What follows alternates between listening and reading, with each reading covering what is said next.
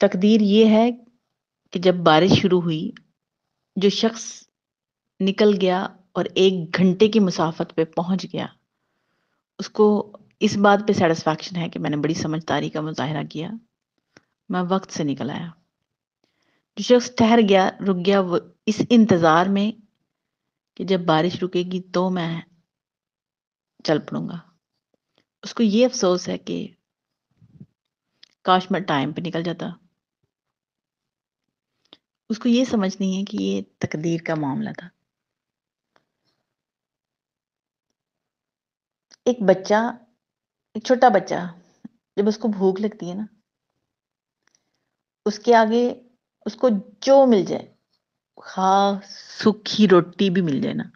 اس نے پیٹ بھرنا ہے، اس نے پیٹ بھر لینا ہے، اور وہ اس نے خوش ہو جانا ہے اسی بات پہ، اس کی وہ ہیپی ہے کہ اس نے پیٹ بھر کے کھا لیا اور وہ کھیلنا شروع۔ وہ بچہ جو 10 سال یا 12 سال کا ہے،